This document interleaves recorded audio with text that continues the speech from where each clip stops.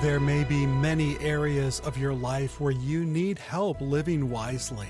One of the most important is probably your tongue. One of Solomon's favorite subjects in his collection of Proverbs is the tongue. He refers to a proud tongue, a lying tongue, a perverse tongue, an angry tongue, an encouraging tongue, a seductive tongue, a deceitful tongue, a soothing tongue, an instructive tongue, a flattering tongue, a guarded tongue, a crass tongue. Listen, God has a lot to say about what we say.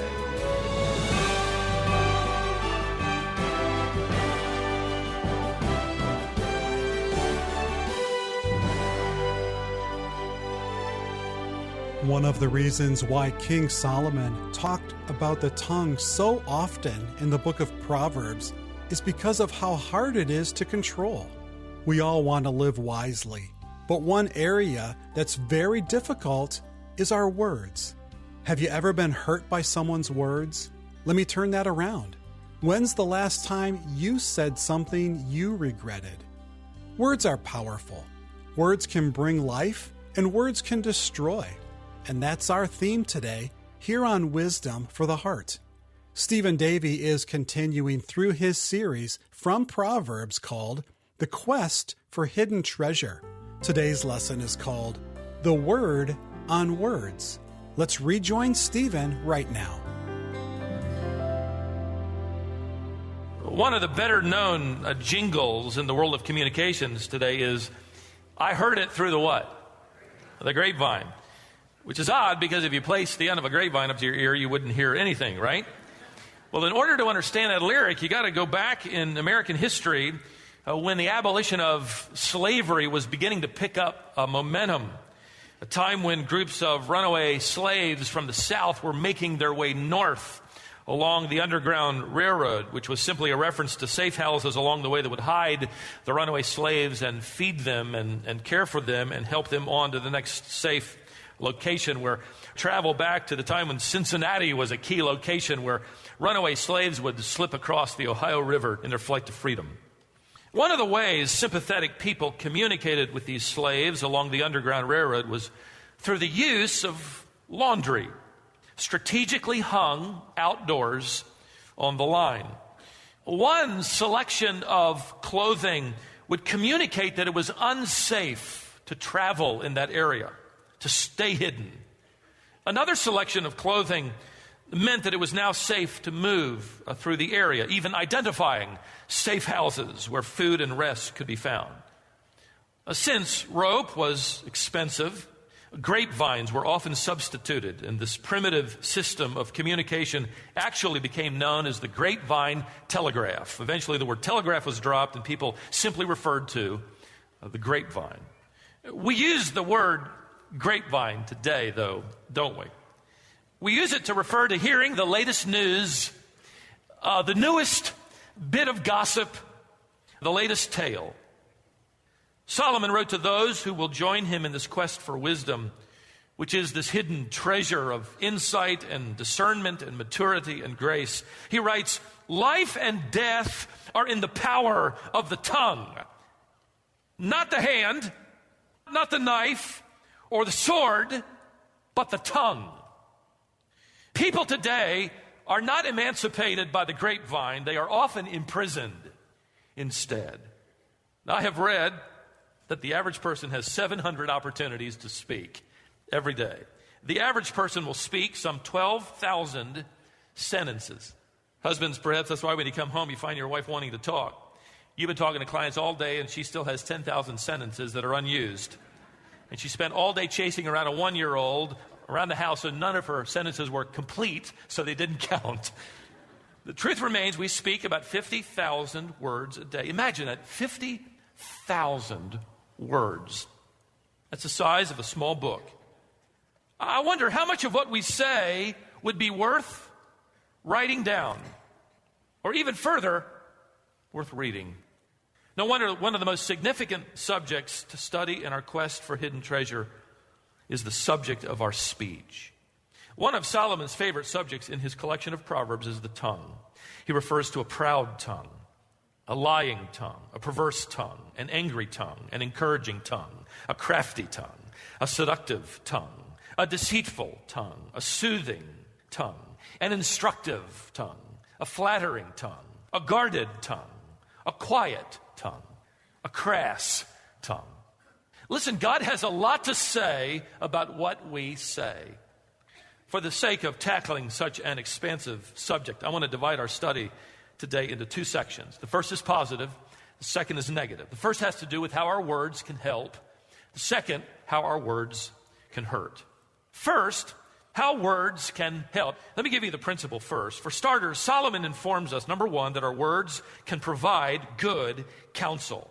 He writes in Proverbs chapter 27, verse 9, "Oil and perfume make the heart glad, so a man's counsel is sweet to his friend."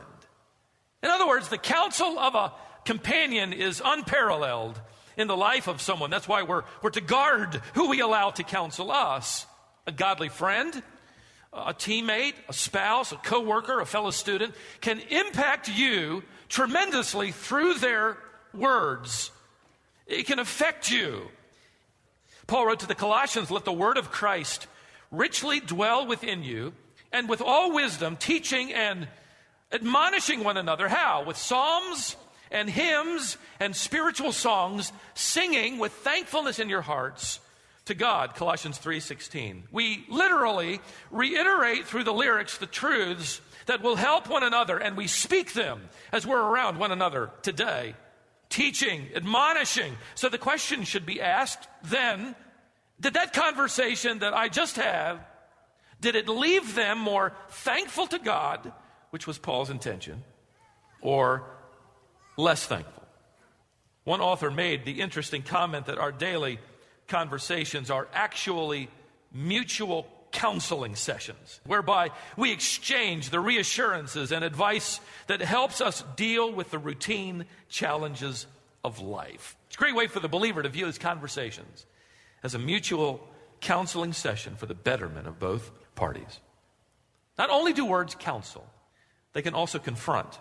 Secondly, with this comes the idea of correction. Not just the advice of a friend, but the accountability of a friend. Solomon wrote earlier in Proverbs 17, verse 10, a rebuke goes deeper into one who has understanding than 100 blows into a fool.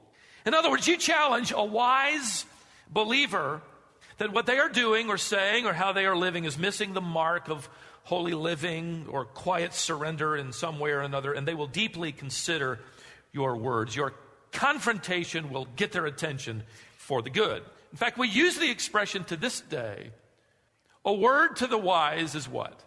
Sufficient. It comes from the implication of this proverb and others. A wise person will listen and learn from his mistakes. He will accept the word of admonition, but not so a fool.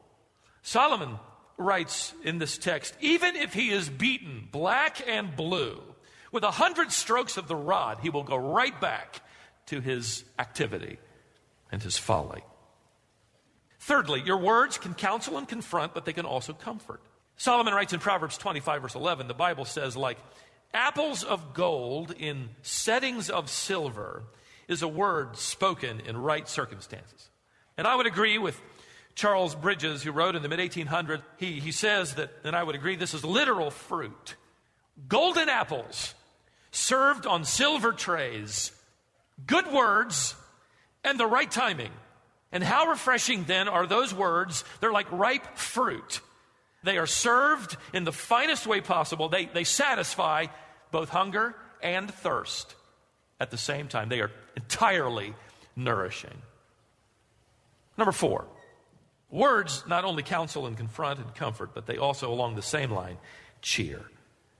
Solomon wrote in Proverbs 15, verse 4, a soothing tongue is a tree of life, but perversion in it crushes the spirit. There is power in words of cheer. Can it really make a difference? It's most likely you will play your best game when fans are cheering you on. That's why home field is synonymous with the word advantage. You know, as I studied these texts and that thought, it occurred to me that all of the believers' battles are away games, far from home. And the world cheers on the other side. They want to see you defeated, discouraged, despairing. All our contests are away games. The only time you'll hear any encouragement, for the most part, is when you're in the huddle at an away game, right? When you gather together with your teammates, that's when you hear it. So here we are. This is the huddle. This is when we pull away. We're fighting those away games. We come in here, and that's why the writer of Hebrews said, make sure you encourage one another when you assemble as you see the day approaching. What day is that? The day the contest is over. This is the power of encouraging words.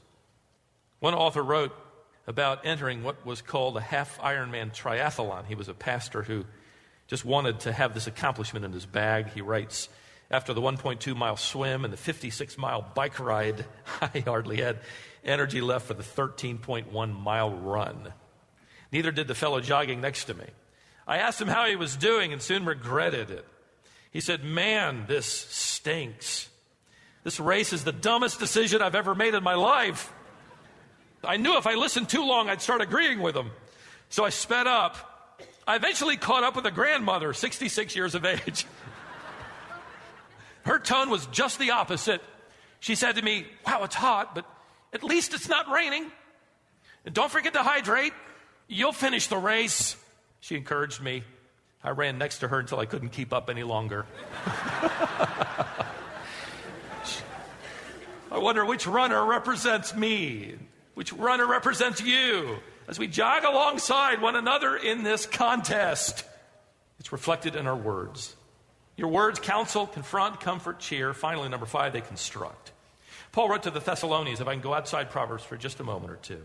Build one another up, just as you also are doing. 1 Thessalonians 5:11. He wrote further in verse 14, we urge you, brethren, I literally beg you, you in the assembly, encourage the faint-hearted and strengthen the weak.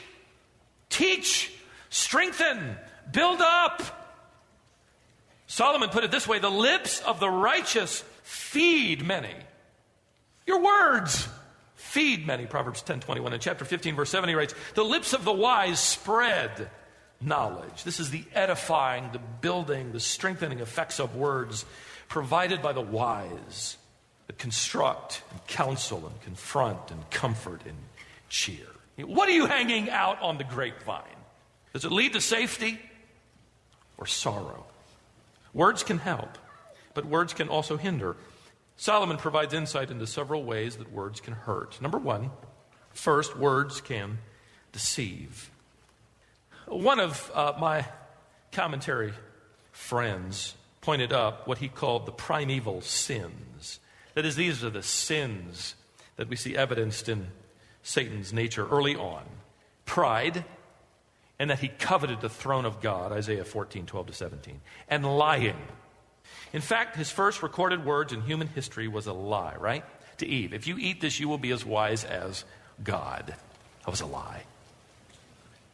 Solomon, it's no surprise then that he records in Proverbs chapter 6 that God literally despises 7 things. He hates 7 activities, and right in the middle are pride and lying.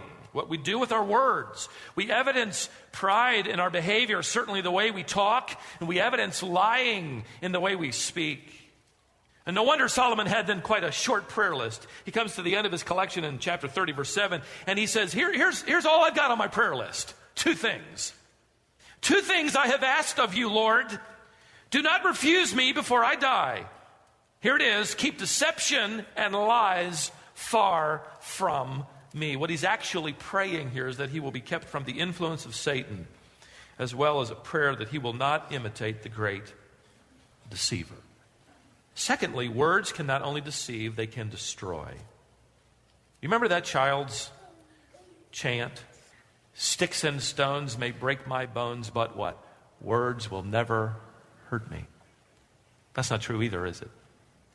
Sticks and stones are easy compared to words. I don't have many scars from sticks and stones, do you? Rocks hurt for a while. Words hang on. They have the ability to tear down, destroy everything from friendships to marriages to workplaces to churches. Solomon wrote it this way in Proverbs 18, verse 6. A fool's lips bring strife, and his mouth calls for blows. In other words, he's going to start a fight. He's going to provoke some kind of controversy or argument where everybody loses. Somebody's reputation is going to be ruined. Somebody's name is going to be dirtied. Somebody's spirit is going to be crushed. Words have that kind of power, don't they? In seminary, I can remember we were told by one of our pastoral theology professors a story that, true story, sort of the ultimate nightmare, just to scare all the pastors to be. A pastor and his wife were barely squeaking by in their rural community church, but they faithfully served Christ. There was a successful businessman and his wife in the church who were of immense help. He and his wife volunteered. They served the church and the pastor's family. On one occasion, the pastor was invited to preach in a meeting in a city several hours away. He didn't have money for a plane ticket, and his own car was a little too old or rickety to risk the drive. So this businessman found out about it and told him he had the perfect solution. He had a business trip that he had to make, and he would be flying out of town during that very same period of time. He told the pastor friend, listen, why don't you drive over to my home, drop off your car, take me to the airport in my car, and then take my car off to your meeting, and then you come back, pick me up at the airport. We're getting back at the same time. And it sounded terrific. It was a win-win. The only problem was this pastor now had his vehicle parked overnight at this man's house whose car was gone. The neighbors jumped to conclusions and spread the word. In a matter of days, that little community had heard the news. It was all over the grapevine. He ended up resigning, unable to overcome the destruction to his own reputation. Maybe you're there, in a way, and you're finding it so difficult to overcome what people are hanging out on the grapevine. Solomon wrote in Proverbs 11:9, with his mouth, the godless man destroys his neighbor. They can deceive, these words, they can destroy. Thirdly, along the same line, words have the ability to divide. This person is more than happy to hang dirty laundry out in the open on whatever grapevine is available. Proverbs says it this way in chapter 16, verse 28. A slanderer separates intimate friends. What's startling to me about Solomon's statement isn't that distant acquaintances are separated or church members that hardly know each other. No, intimate friends divided by slander. It was such a serious problem in the early church that nearly every epistle deals with the power of the tongue. In fact, Paul bluntly told Titus to dismiss the divisive person from the assembly after the second warning. It's kind of interesting. There's no traditional church discipline steps where witnesses are brought to bear, the congregation brought in to woo and warn the brother. No, Paul writes, or we read his writing to Titus, reject, literally remove from the assembly a factious man, a divisive man after a first and second warning. Titus 3:10. Why? Because the church, according to the will of God, is to demonstrate unity in the Spirit and that transforming power of the gospel of grace, which produces love and good works. And the enemy can't really do a lot from the outside. Let him lob away. He really can't do much. He's got to work from the inside out. And he uses a divisive person's words to handicap the church's ability to demonstrate unity and love. It's a powerful tool. So the question remains, what are we to do about this incredible power we walk around with in our mouths? In it is the power of life and death. Let me suggest 3 things that we should do with our words. First of all, surround them. Solomon wrote, he who guards his mouth guards his soul from trouble. Proverbs 21, verse 23. We just bring it on ourselves, don't we, when we say things we shouldn't say. I had to laugh. I came across a story I'd written down a number of years ago when our twin sons were in elementary school. As I read this account again, I couldn't help but imagine the personal struggle this teacher was probably engaged in, as he tried to maintain control of his words and emotions. Before homeschooling, we had our boys for a couple of years in a magnet public school, elementary school in Raleigh. They were in the second grade. We were sitting down at the dinner table one night, and one of my sons said, "Hey, Dad, I think our music teacher's a Christian." I said, "Really?" The other son pipes in, "Yeah, Dad, we think he's a Christian. We're pretty sure he's a Christian." I thought, man, my sons are evidencing such spiritual discernment at such an early age. I asked them, "Well, how do you know?" And one of them said, "Well, we were all sort of, acting up in class, and he went over to the corner, and we could tell he was praying."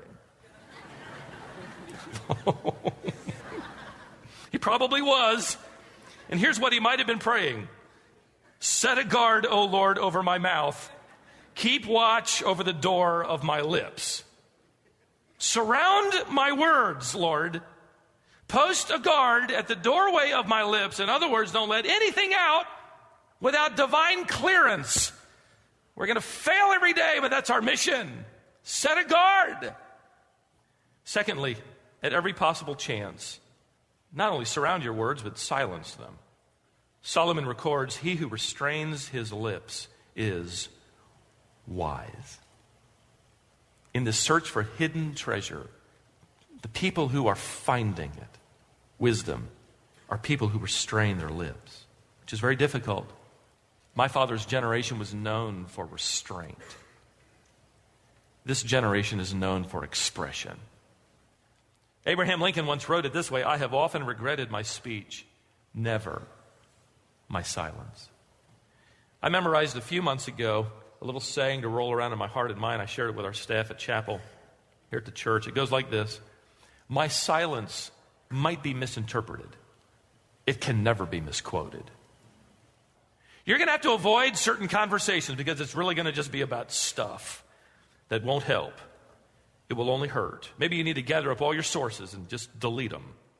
Solomon wrote it this way. He said, "He who restrains his words has knowledge." In other words, one of the smartest things we can do as believers is bite our tongue. Surround our words, maybe silence our words. Thirdly, sweeten your words. Keep them sweet. Someone said, you never know when you'll have to eat them. Solomon wrote it this way in chapter 16 and verse 24. "Pleasant words are a honeycomb." They're sweet. Ray Pritchard, in his devotional commentary that I've just come across, he wrote about a study he had read that stated it takes 8 to 10 positive comments to offset one negative comment. In other words, 8 to 10 loving, careful, kind words are needed to erase the effects of just one hurtful, unkind, unloving, careless word that has been written on the blackboard of our minds. What are some pleasant words? How about "I'm proud of you"? And maybe it's been a long time, Dad, since you told your child those words. Here's another sweet phrase: "I forgive you." Perhaps no more powerful words in the English language besides "I love you." Say that often as well. And "I forgive you." They are life-giving. They are hope-filled words. They are reconciling words. They are fresh start words. I forgive you. A man came up to me a few months ago and he said, "Listen, I took your advice. I contacted my estranged wife and I admitted to her I had been wrong. And I asked her to forgive me." And then with tears streaming down his cheeks, he could hardly get out the next sentence. But he said to me, "And my wife said, I forgive you." One more set of words. They're simple yet profound. Thank you. These are words to say to your waitress. It'll shock her. These are words to say to your dentist. It'll shock him too. These are words that you say to the nursery worker when you pick up your child who has been an absolute terror. These are words you mouth to the parking lot attendant rather than other words you mouth. Sweet words these are that require humility. If you thought about the fact that to thank somebody means that you're expressing that you don't necessarily deserve it. You couldn't have done it without him or her. You needed their assistance. This is humility. That's why hurtful words are words of pride and helpful words are words of humility. Husbands, how long has it been since you said thank you to your wife for the myriad of things she does for you? When's the last time you thanked your wife for supper? Thank you, honey. That was delicious. Let's be wise with our words. I love the prayer someone once prayed.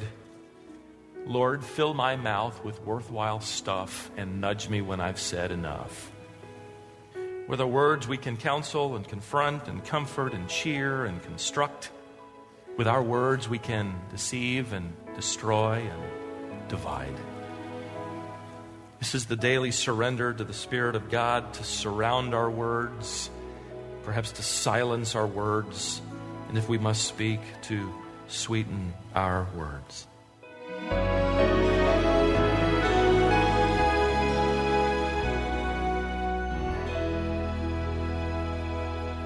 What a practical lesson today from God's Word.